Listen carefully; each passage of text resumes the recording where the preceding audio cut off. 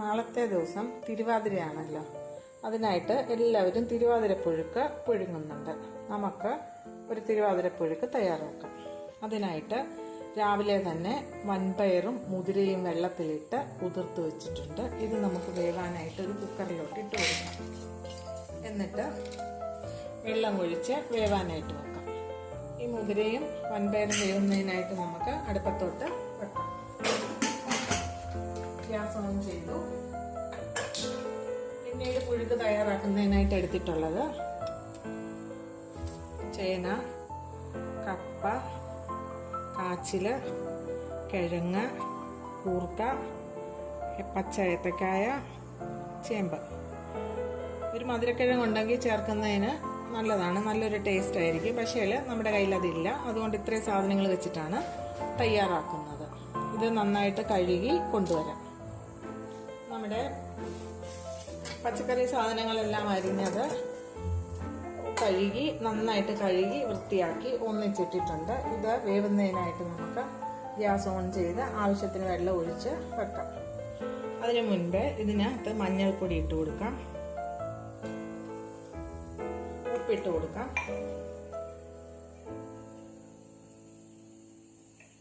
ഇച്ചിരി ഏറെ ഉപ്പിടാം. കാരണം കൂടുതൽ വെള്ളം ഒഴിച്ച് വേവിച്ച് അവസാനം വെന്ത് കഴിഞ്ഞിട്ട് ഈ വെള്ളം ഊറ്റി കളയാനുള്ളതാണ്. കഷ്ണത്തേൽ ആവശ്യത്തിന് ഉപ്പ് പിടിക്കുന്ന സ്വല്പം കൂടുതൽ ഉപ്പിട്ട് കൊടുക്കാം. നമ്മുടെ വൻപയറും മുതിരയും വിസിൽ വന്നു തുടങ്ങി. അത് വെന്ത് വരട്ടെ, ഇതും വെന്ത് വരട്ടെ. എന്നിട്ട് നമുക്ക് അരപ്പ് ചേർത്ത് പുഴുക്ക് തയ്യാറാക്കാം. നമ്മള് പുഴുക്കുണ്ടാക്കുന്നതിന് ആവശ്യമായിട്ടുള്ള സാധനങ്ങളെല്ലാം വേവാനായിട്ട് ഉപ്പും മഞ്ഞളും ഇട്ട് വെച്ചിരുന്നല്ലോ. ഈ കഷ്ണങ്ങളെല്ലാം നന്നായിട്ട് വെന്തു. എല്ലാം നന്നായിട്ട് വെന്തിട്ടുണ്ട്. ഇനി നമുക്കിതിലെ വെള്ളം ഊറ്റിയെടുക്കാം. വെള്ളം ഊറ്റിക്കൊണ്ട് വരട്ടെ. നമ്മൾ വെള്ളം ഊറ്റിക്കൊണ്ട് വന്നു. ഇനി ഇതിലേക്ക് നമുക്ക് പയറും മുതിരയും കൂടെ വേവിച്ച് വെച്ചിരിക്കുന്നത് ഇട്ട് കൊടുക്കാം. പയറും മുതിരയും നന്നായിട്ട് വെന്തിട്ടുണ്ട്. ഇനി ഇത് നമുക്ക് ഈ വെള്ളത്തോടു കൂടി തന്നെ ഇതിലോട്ട് ഇട്ട് കൊടുക്കാം. എല്ലാ പച്ചക്കറിയും ഇല്ലെങ്കിൽ ഉള്ളത് വെച്ചിട്ട് തന്നെ ഉണ്ടാക്കാൻ പറ്റും. ഉള്ള കിഴങ്ങ് വർഗ്ഗങ്ങൾ ഉപയോഗിച്ച് വെക്കാൻ പറ്റും. മുതിര ഇല്ലെങ്കിൽ വൻപയർ മാത്രം മതി. ഇല്ലെങ്കിൽ കടല ഇട്ടാലും കുഴപ്പമില്ല, ടേസ്റ്റ് ആയിരിക്കും. നമ്മുടെ കയ്യിൽ എന്താണോ ഉള്ളത് അത് വെച്ചിട്ട് ഉണ്ടാക്കുക. ഇനി നമുക്ക് അരപ്പ് തയ്യാറാക്കാം. അരപ്പിനാവശ്യമായിട്ടുള്ള സാധനങ്ങൾ ഞാൻ ഒരു 3/4 തേങ്ങ എടുത്തിട്ടുണ്ട്. തേങ്ങ എത്രയുണ്ടോ അത്രയും ടേസ്റ്റാണ്. പിന്നെ പച്ചമുളകിന് പകരം കാന്താരി ഉണ്ടെങ്കിൽ കാന്താരി എടുത്താലും ടേസ്റ്റാണ്. എൻ്റെ കാന്താരി ഇല്ലാത്തത് കൊണ്ട് പച്ചമുളക് എടുത്തു. അത് എരിവില്ലാത്തത് കൊണ്ടാണ് ഇത്രയും എടുത്തത്. എരിവിൻ്റെ അനുസരിച്ചിട്ട് പച്ചമുളകിൻ്റെ എണ്ണം നമ്മൾ തീരുമാനിക്കുക. സ്വല്പം ജീരകം, തേങ്ങയ്ക്ക് ആവശ്യമായിട്ടുള്ള മഞ്ഞൾപ്പൊടി, വെളുത്തുള്ളി. ഞങ്ങൾ പുഴുക്കുണ്ടാക്കുമ്പോൾ വെളുത്തുള്ളി ചേർക്കും. ചിലർ പുഴുക്കുണ്ടാക്കുമ്പോൾ വെളുത്തുള്ളി ചേർക്കത്തില്ല. അത് അവരവരുടെ രുചിയുടെ അനുസരിച്ചിട്ട് ചേർക്കുക.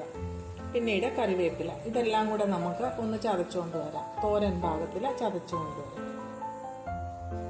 നമുക്ക് സ്വല്പം ഉപ്പും കൂടി ഇട്ട് കൊടുക്കാം. കാരണം വൻപയർ മുതിരയും നമ്മൾ ഉപ്പിടാതാണ് പുഴുങ്ങിയത്. അതുകൊണ്ട് ഉപ്പിട്ട് കൊടുക്കാം. അരപ്പിനും ആവശ്യമായിട്ടുള്ള ഉപ്പ് ഇട്ട് കൊടുത്തിട്ടുണ്ട്. നമ്മുടെ അരപ്പ് തയ്യാറായി. തോരന് അരയ്ക്കുന്നത് പോലെ തന്നെ അരപ്പ് ചതച്ചുകൊണ്ട് വന്നിട്ടുണ്ട്. ഇനി ഇത് നമുക്ക് ഇതിലോട്ട് ചേർത്ത് കൊടുക്കാം. ഉപ്പിട്ടൊന്ന് ഇളക്കി കൊടുക്കട്ടെ. ഇനി ഇത് തേങ്ങയൊന്ന് വെന്ത് കിട്ടുന്നതിനായിട്ട് നമുക്ക് അരപ്പ് ചേർത്ത് കൊടുക്കാം.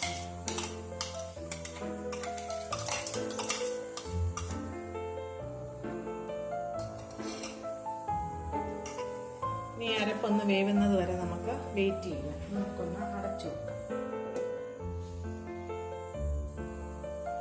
2 മിനിറ്റായി നമ്മൾ അടച്ചു വെച്ചിട്ട്. ഇനി ഇത് നമുക്ക് ഇളക്കി, തീ ലോ ഫ്ലെയിമിലാണ് വെച്ചിരിക്കുന്നത്. ഇനി തീ നമുക്കങ്ങ് ഓഫ് ചെയ്യാം. എന്നിട്ട് ഇത് നന്നായിട്ട് ഇളക്കി യോജിപ്പിച്ച് തയ്യാറാക്കിയെടുക്കാം. നമുക്കിത് നന്നായിട്ട് ഇളക്കി യോജിപ്പിക്കാം. തവി കൊണ്ട് ഉടയ്ക്കുമ്പോൾ തന്നെ നന്നായിട്ട് ഉടഞ്ഞു വരുന്നുണ്ട്. അഥവാ എന്തെങ്കിലും ഒരു തടസ്സം ഉണ്ടെങ്കിൽ സ്മാഷർ ഉണ്ടെങ്കിൽ അത് വെച്ചിട്ട് നമുക്ക് ഇളക്കിയെടുക്കാം. കുഴച്ചിട്ടു. ഇതിപ്പോൾ അല്ലാതെ തന്നെ തവി കൊണ്ട് തന്നെ നന്നായിട്ട് കുഴഞ്ഞു വരുന്നുണ്ട്. പല സ്ഥലത്ത് പല രീതിയിലാണ് പുഴുക്കുണ്ടാക്കുന്നത്. ഞങ്ങളുടെ അമ്മ ഞങ്ങൾക്ക് ഉണ്ടാക്കി തരുന്നത് ഈ രീതിയിലായിരുന്നു. അതുകൊണ്ടാണ് ഞാനും ഈ രീതി തന്നെ പിന്തുടർന്നു പോരുന്നത്. വളരെ ടേസ്റ്റി ആയിട്ടും വളരെ ഹെൽത്തി ആയിട്ടുള്ള ഒരു പുഴുക്കാണ്. തിരുവാതിര അല്ലാത്തപ്പോഴാണെങ്കിൽ പോലും നമുക്കിത് ഉണ്ടാക്കാൻ പറ്റും. തിരുവാതിരയ്ക്ക് ഇതിന്റെ കൂട്ടത്തില് ഗോതമ്പിന്റെ കഞ്ഞിയാണ് കഴിക്കുന്നത്. തിരുവാതിര വ്രതം നോക്കുന്നവര് ഗോതമ്പ് കഞ്ഞി ഈ പുഴുക്കും കൂടെയാണ് കഴിക്കുന്നത്. ഇത് നന്നായിട്ട് ഉടച്ചു കൊണ്ടുവന്നു. ഇനി ഇതിലേക്ക് നമുക്ക് കുറച്ച് വെളിച്ചെണ്ണ ഒഴിച്ചു കൊടുക്കാം. വെളിച്ചെണ്ണയും തേങ്ങായും ഒക്കെ നല്ലതുപോലെ ഉണ്ടെങ്കിൽ നല്ല ടേസ്റ്റ് ആയിരിക്കും. അത് പിന്നെ അവരവരുടെ ആരോഗ്യം അനുസരിച്ച് കൂടുതൽ വേണോ കുറച്ച് വേണോ എന്നുള്ളത് തീരുമാനിക്കാം. എന്തായാലും വെളിച്ചെണ്ണ കുറഞ്ഞാലും തേങ്ങ കുറഞ്ഞാലും വളരെ ടേസ്റ്റി ആയിട്ടുള്ളൊരു ആഹാരം തന്നെയാണ് ഈ പുഴുക്ക്. വളരെ സ്വാദിഷ്ടമായ നമ്മുടെ തിരുവാതിര പുഴുക്ക് തയ്യാറായി.